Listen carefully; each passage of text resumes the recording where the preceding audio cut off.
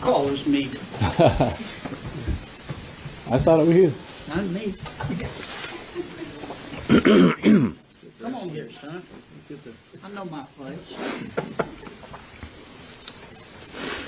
On television. All right, we ready? Well, thank you everybody for coming today. As I think you very well know, the reason we are here is to raise concern about the proposal that is now being moved forward aggressively by the administration and in the House and in the Senate to have the IRS be given authorities to look into the financial transactions of Americans on a scale that is broader than we have ever seen in this country and totally unnecessary. I want to hit a couple of things. I know that in response to the concerns we've already been raising, there has been a suggestion that, well, we'll fix that by changing the income limit from $600, or the trigger from $600 to $10,000. I just want to read to you what the average American runs through their account in the United States during a year. This is from the Bureau of Labor Statistics. The total is the average American runs over $61,000 through their account on housing, $20,000, transportation, $9,000, personal insurance, and etc., $7,000. The list goes on. Health care, groceries, restaurants, entertainment, cash contributions, apparel, clothing, education, personal care. The average American runs $61,000 through their account. The average American will be picked up by this plan. And I think virtually every small business, think about a credit card account. By the way, the proposal doesn't include just banks and credit unions. It includes financial institutions. That'll be Venmo, PayPal, you name it. And the scope of the IRS ability to dive into these accounts will be the biggest violation of individual privacy that I think this country has ever seen. I got more to say, but I got guys behind me who want to talk. Let me throw it to Pat Toomey. Thank you very much, Senator Crapo. Yeah, this is a breathtakingly terrible idea. We're going to give all kinds of personal, private information about American citizens to the same IRS that famously discriminated against conservative organizations seeking a tax-exempt charter, that very recently leaked massive amounts of completely private, personal tax information. Now we're going to give transaction information. I just came from a hearing in the Banking Committee where some of our Democratic colleagues suggested that the opposition to this is exclusively well-paid lobbyists and multi-gazillionaires. This proposal is going to affect almost every single American, not just the average American. The vast majority of Americans have accounts that will go through $600 in a year. And if they raise it to $10,000, it'll still capture everybody and every small business. And you have to ask yourself, for what purpose? It tells you nothing about taxable income. That's a complicated alternative set of rules. This will tell you nothing. So what will happen if they actually implement this? Americans will lose their privacy. Private information is going to be provided about them. The IRS won't know what to do with it. They'll just get flooded with massive, massive number of individual and small business accounts for which it'll have a dollar amount that means nothing. So how long is it going to take for them to say, well, you know, we need a little bit more information because we really can't make much of this? And then they're going to want individual transactions and who knows what else. This is a terrible idea. It should never see the light of day. Next we'll have Senator Grassley. My two colleagues have said they're very concerned about this. It's a stupid idea that I hear from Iowans all the time, that they don't want the peering eyes of the IRS snooping on them. The middle class is going to be hurt as a result of this. It isn't going to be the billionaires. This is a large-scale fishing expedition that has no motive other than to make the private lives of individuals public to the IRS. And once it's public to the IRS, as we learned from ProPublica, as Senator Toomey's already inferred or stated, that they can't even control their own information without getting all this information out from Iowans all over the place to not be secured. And the compliance costs are going up, your cost of banking for the middle class American and the small business American as well. So we don't need this large breach of privacy that we've seen with ProPublica again. Senator Moran. Chairman Toomey, Chairman Crapo, thank you very much. Chairman to be, perhaps. Thank you very much for the opportunity to express this amazing dissatisfaction with what this proposal means to Kansans. I spent most of the week last week in Kansas. This is a topic of conversation in almost every circumstance. So many times Kansans bring to me this something they've read, something they've heard, something they've seen on the internet. And I used to wonder, could this be true? This is so far-fetched that this can't be the real circumstance, only to know that in Washington, D.C., in this circumstance, it is for real. Only to know that it's so important that the Secretary of the Treasury is testifying in front of our banking committee in favor of it. And the reaction by Kansans is exactly the right one. This is a terrible intrusion into the privacy of our lives and our families' lives and our business. Kansans will pay their fair share of taxes. They'll pay what they're legally entitled to, but they do not expect, do not want the federal government to have more information intrude upon their privacy in this circumstance. So to begin with, privacy is hugely important to Kansas. This is a terrible mistake in this intrusion. Secondly, our financial institutions, credit unions and banks. Kansas has lots of small institutions across our state. The reality is this is an expensive proposition, record-keeping costs. In fact, a couple of financial institutions, a banker in Paola tells me it's not even law yet, and I've had customers closing their accounts. The reaction, I mean, this is a loss of business for those financial institutions, but also the cost of complying means that our small institutions will once again have the burden of more regulations, not less.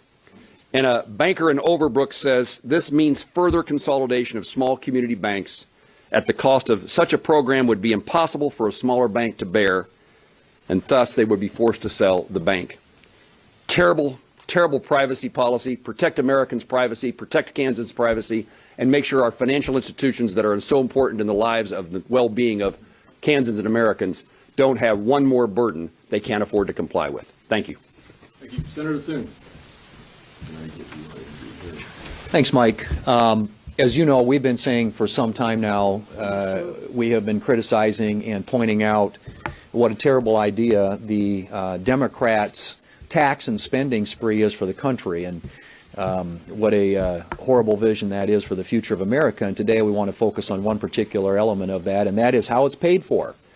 And in particular, this proposal, which would double the size of the IRS, literally double the size of the IRS, and allow them to snoop into every American's transactions, bank transactions. And as has already been pointed out, this is something that is so sweeping. We've never seen anything like it before, where you're literally talking about an IRS dragnet across the bank accounts of every single American, or at least every single American who banks, because as has been pointed out, any American who uses a bank account probably at some point is going to, in deposits and withdrawals, exceed $600. Even if it's $10,000, it's still going to capture thousands, millions of Americans with this. And so this is one of many really bad ideas in the Democrat proposal.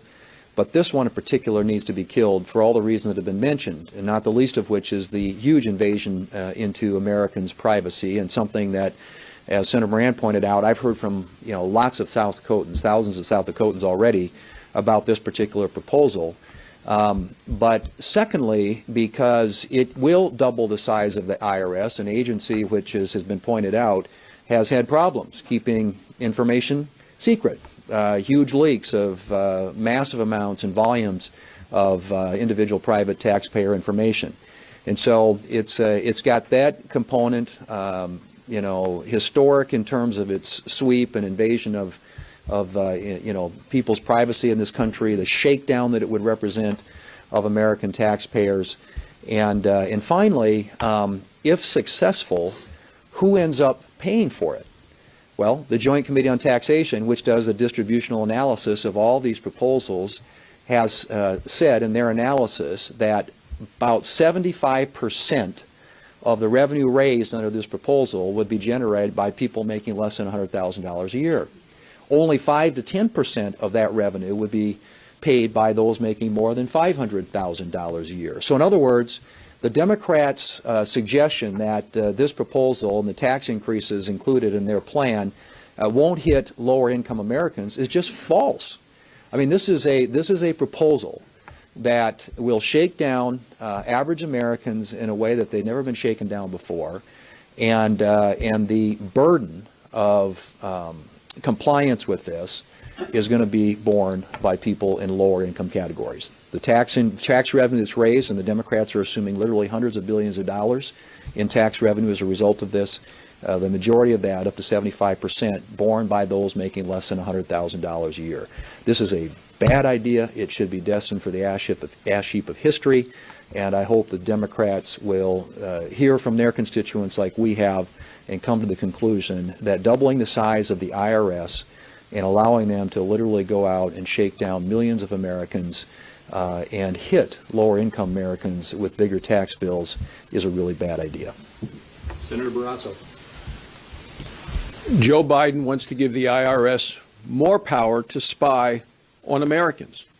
That's what he's asking for. Just listen to the testimony of a Secretary of Treasury who comes to Congress and says she wants to look into the checking accounts, banking accounts of anybody with the deposits or withdrawals of $600. Republicans are committed to stopping this.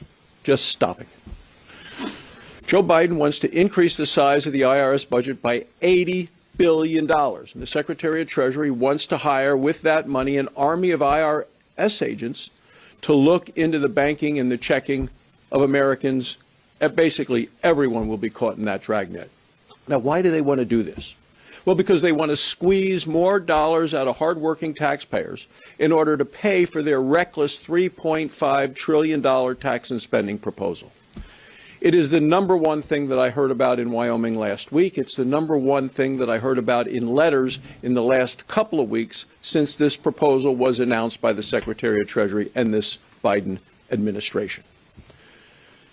First, it's an invasion of the privacy of the American people. And second, when I talk to the people that work at the banks and the credit unions, they say this would de facto turn them into employees or agents of the IRS. They don't want anything to do with it. I hear from people all around Wyoming that the IRS is already the least accountable and most powerful agency of the government. They point out that the IRS is incapable of keeping their records that they turn over to the IRS, keeping those private as they should be. The IRS does have a track record of targeting specific groups that they don't like politically, and Republicans are committed to stopping this very scary proposal dead in its tracks. Senator Young.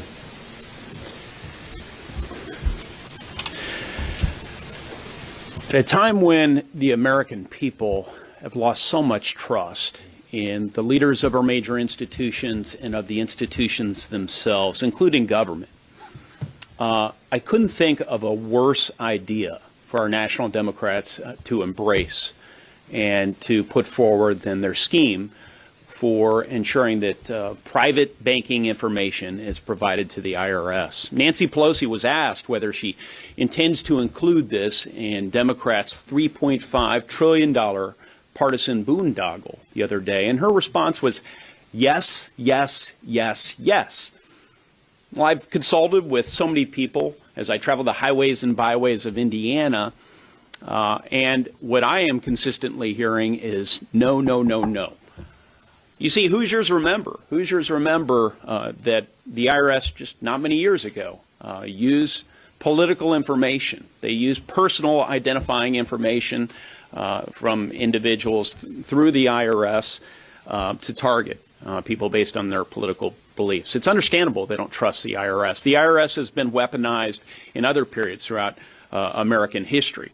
As a practical matter, the $600 threshold would sweep in even children who have a modestly successful lemonade stand over the course of a year, when you think about $600 inflows and outflows over the course of a year. Even if that threshold were to be raised, as some have intimated, say to $100,000, that still would sweep in more than half of Hoosier households. So I don't think that this scheme is workable. It's certainly not something that is designed to build trust. It would double the size of the IRS. Hoosiers don't want it. The American people don't want it.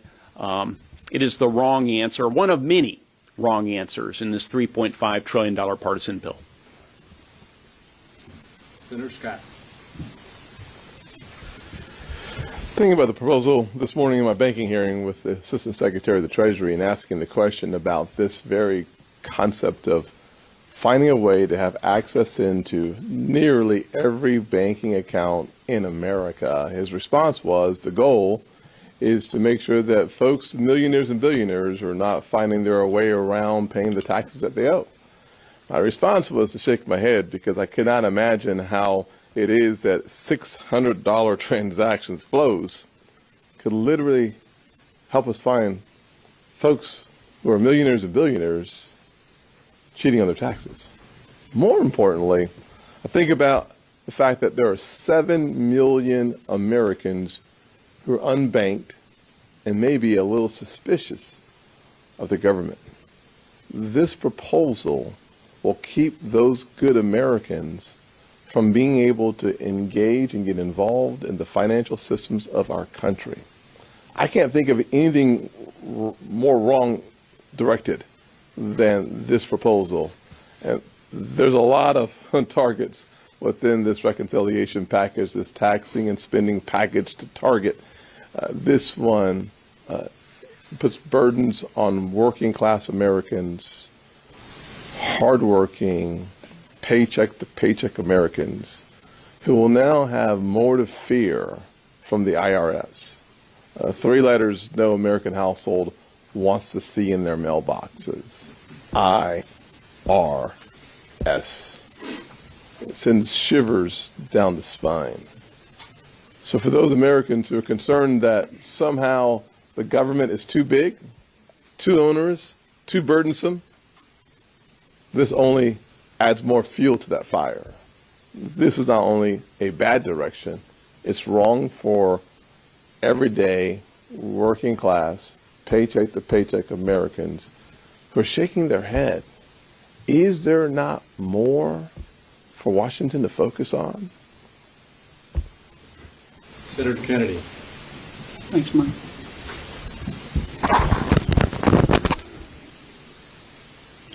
Whether it's $600 or $10,000,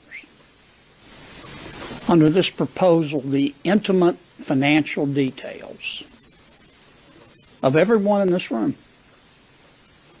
of at a minimum of every American who has a job, will be turned over on a daily basis to the IRS. What could possibly go wrong? Republicans aren't perfect, but this stuff is crazy. President Xi would be proud. Now, Secretary Yellen, who's one of the leading proponents of this squid-brained idea, says we need to do it to catch rich tax cheats. She knows better than that. Why throw the net so wide? This proposal, like a lot of proposals in my Democratic friend's bill, is not about public policy, and it's not about taxes. It's about control. There are too many people in charge right now in Washington, D.C., who just don't trust Americans to know what's best for themselves. They just don't trust Americans to make decisions for themselves. Their attitude seems to be, do what you're told. Just do what you're told, and if you do that, we might let you eat meat occasionally. This is another step in that direction. And I hope my Democratic friends rethink this idea. And lastly, but not least, Senator Kramer. Could be least, too. You never know. Well, it's hard to improve on what Senator Kennedy just said, but I'm going to do my best to at least add to it. Obviously, I've heard from bankers, community bankers and credit union presidents who are concerned about this. But I have literally heard from thousands of North Dakotans who bank with great concern. And in many cases, it's a phone call from somebody who just wants to know if it's true. And if it's true, do I know about it? They're so frightened for very good reasons, for all the reasons you've heard. I mean, we are talking about some of the most private of information being shared, turning bank presidents, bankers, community bankers, credit union lenders, and tellers into spies for the IRS. It sends shivers. But here's what bothers me so much. It shouldn't, it should surprise us, but it doesn't, that this administration, who has gone from incremental steps towards socialism to vast leaps to socialism. I mean, Marx is on our doorstep right now. It shouldn't surprise us that they've got the boldness to do this. But here's what bothers me as much as anything. This proposal is built on a premise that there are a bunch of guilty people out there. There's a presumption of guilt. Why else would you need more agents to go after people that buy a car? And that's bothersome. The premise of that in our free system is bothersome to me. But I think one of the craziest parts of the whole thing, even if for a moment you were going to buy into the notion that there are a whole bunch of people not paying their fair share. That's the other word. I came from the same banking hearing that several of the others came from. Billionaires just aren't paying their fair share. So we have to get all of the transaction information from everybody because they're not paying their fair share. This proposal doesn't even accomplish what they claim they want to accomplish by the proposal. So what is the real motive? I think it gets back to that, what I said earlier. They've always been about incremental steps toward socialism, and now they've decided to take a great big leap while they hold all three levers of power in this town. And we, as Republicans, will do everything we can to stop them. Thank you. Before we throw it open for questions, I just want to make two other points that my colleagues have prompted me to think about. First of all, we got some information from the Treasury Department today, which you probably all got too, saying, well, wait a minute, we're not going to audit anybody who makes less than $400,000. I think they sent that out because they heard we were having this press conference.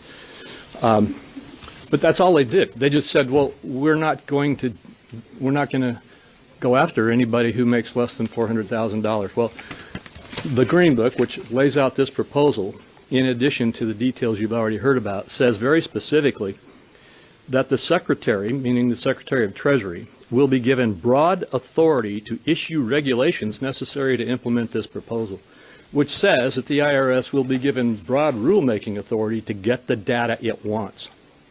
Now, the IRS, in the very thing they sent out today, trying to say, well, we aren't going to go after anybody who makes less than $400,000, also said, we already have the paycheck information on folks, and we already have the interest income information on folks, but we need the rest. That's the point of all this. Why did they start out at $600? That's not to get the wealthy. That's to get everybody. It's to create a total dragnet. And I just want to conclude with the data that Senator Thune referenced generally. We asked Joint Tax to look at this and tell us what the distributional effect of raising all these hundreds of billions of dollars that this proposal proposes to do is. And Joint Tax said, they haven't even put out enough details for us to give you a specific answer. But if you look at the tax code and see where it is that there is the available money that's not being reported, it's primarily in Schedule C and Schedule E. That picks up all small businesses, all individuals, everybody. And so they said, we will analyze the tax gap in Schedules C and E and tell you where it looks like the lost revenue is to be found. And when they did that, they found that it was mostly in those making less than $500,000. Over 50% of it is those making less than $50,000. Another 21%, I got to get my glasses out here. Another 21% is those making between $50,000 and $100,000. Another 12% is those making between $100,000 and $2,000, and another 6% is those making $200,000 to $500,000. And when you get to those making $500,000, not $400,000, but $500,000 or more, that only accounts for 4% to 9% of the expected recoveries that can come from analyzing these schedules. So I don't know what the IRS is trying to say here, but if they are really not going to go after those who make less than $400,000, then why don't they, instead of saying, well, we'll raise the limit to $1,000 for everybody, why don't they just put a ban in there that bans the IRS from snooping in the accounts of people who make less than $400,000? That's a question I think that should be asked of the sponsors of this approach. Anyway, with that, I've talked through all my. Oh, I got another colleague here. You can. Oh, we got another one, Kennedy. So you guys can help me answer questions if there are questions. Yes. I have two questions. The first is, thank you for doing this. The first question is, do Republicans believe that the tax gap is a problem? And how would you propose then ensuring that the wealthy pay the taxes that they owe? And the second question is, if they were to put that ban in the rule, would you then support it? I wouldn't support this bill if they put that ban in there, because this bill it still gives the IRS the authority to go in and snoop in every single account of anybody who makes any more than $10,000 worth of transactions, which, as I indicated in my first remarks, is the average American family has $61,000 of transactions a year. It's going to cover everybody. Every single solitary small business that you can think of has more than 100,000, probably as much as 1 million or more of transactions, even though the net revenue is going to be rather small. Now, with regard to the tax gap, I can only speak for myself. I believe there is a tax gap. I don't believe it's what they're saying it is. I believe that what they are saying it is might be trying to pull in those who are not paying as much in taxes as they would like to see them pay, but who are legally following the tax code. So there's all kinds of discussion about that. But there are things that we could do to address the tax gap. I don't think creating this dragnet is the way to approach it. Were you coming up to answer anything? Yeah, no, because I thought that was a really good question. I used to collect taxes for the state of Louisiana. I had my title was like Secretary of the Department of Revenue or something, but I was a tax collector. Of course, there's a tax gap. Duh. I mean, we have a voluntary system, and when we first imposed an income tax in America, and the constitutionality of it was litigated, I think our lawmakers in our judicial branch decided, well, we need to strike a balance here between people's privacy. I'm not sure they used the word privacy then, but between people's privacy and public policy of catching people who cheat. And the way you do that is through audits. And the IRS, look, it's an extraordinarily inefficient agency. Any of you have a tax question? Go call the IRS this afternoon. See what happens. You can't even get them on the phone. I mean, it's ludicrous. What are they going to do with all this data? The second point I want to make, I don't think you can understate the risk that this data could leak. I mean, we just had an instance.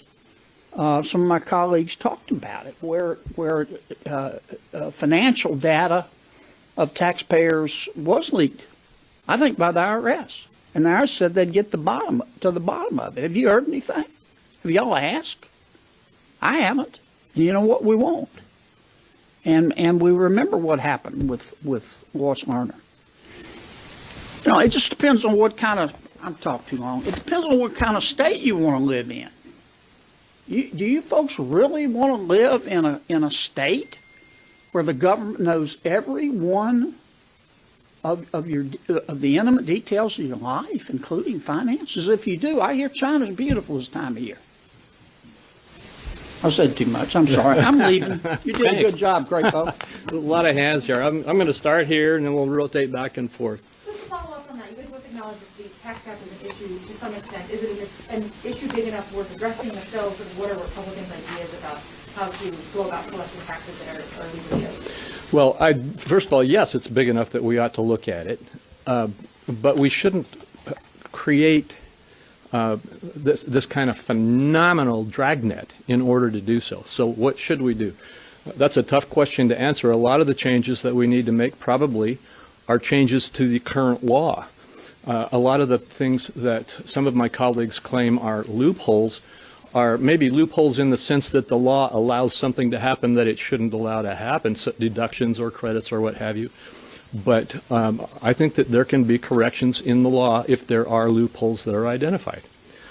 Secondly, Senator Kennedy just referenced not being able to contact the IRS on the telephone. I mean, that's literally true. They don't answer the phones anymore. They don't have technology that allows them to do taxpayer service, that allows honest taxpayers to understand what they need to do to pay their taxes. And all of the analysts tell us that if we can just give adequate taxpayer service and get the IRS stepped back up to where it can provide service on the existing tax code, that will generate greater compliance and greater revenue to the Treasury. And I'm sure there are a number of other ideas, but the idea to just create a dragnet like this is not the right one. Now here?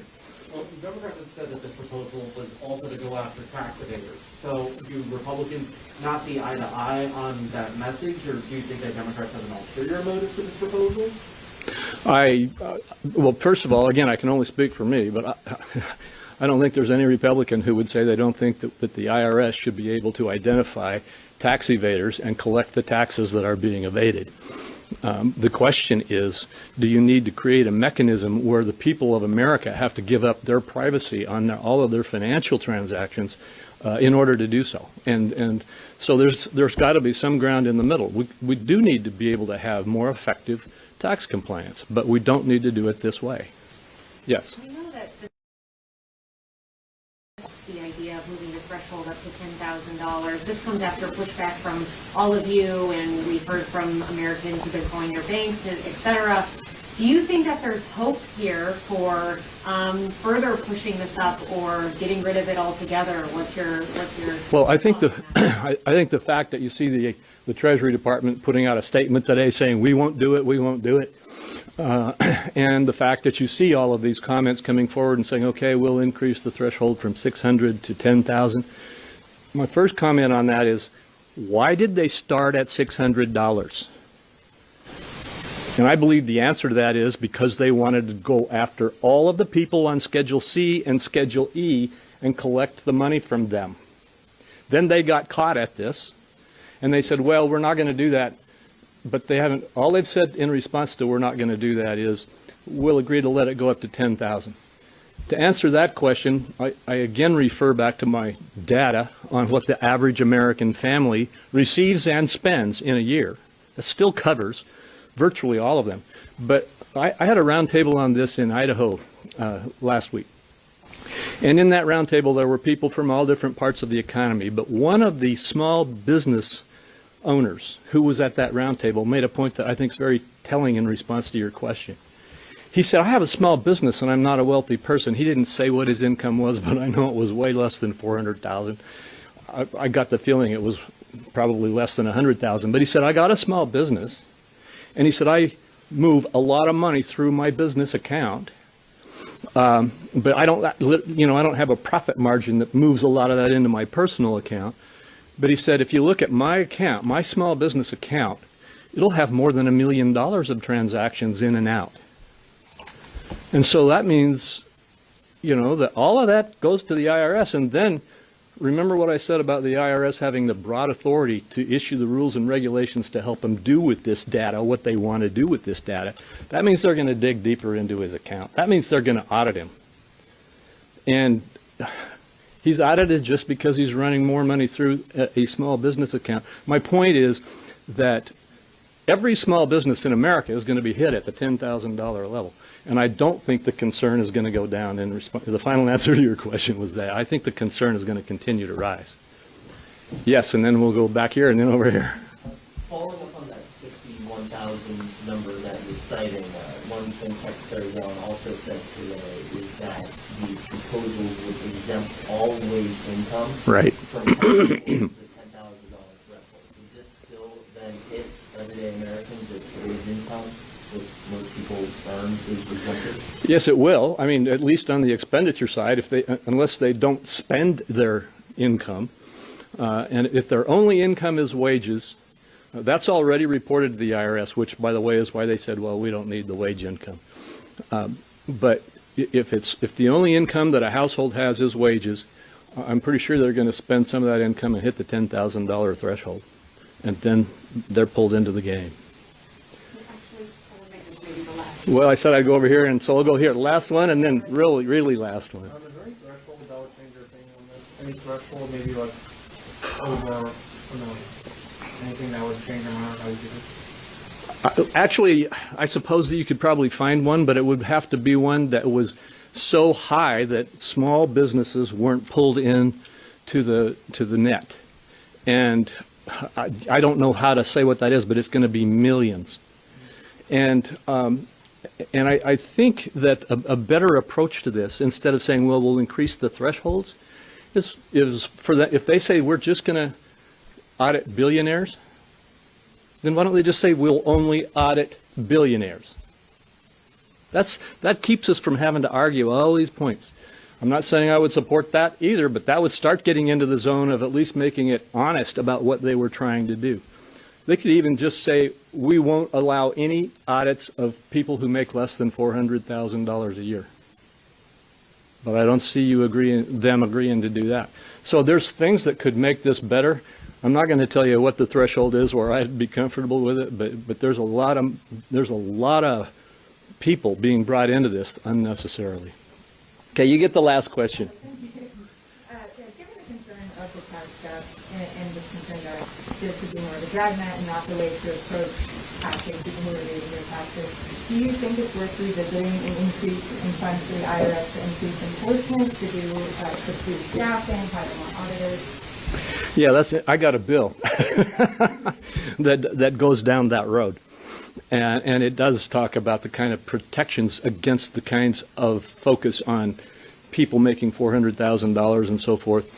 But the point is, restate your question. Do I think? Do you think it's worth going back to the idea of increased funds to the IRS? Yes. Yes, and my answer to that is yes. I've said all along that the IRS needs to be in the 21st century as far as technology. They've got to have a phone system that works. They've got to have people operating the phones, and I'm just being technical. I mean, I'm being very basic there.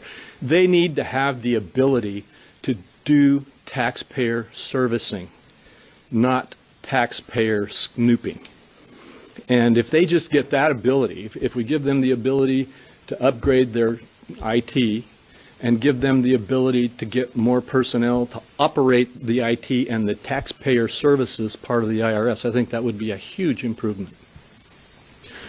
All right, thank you all for coming.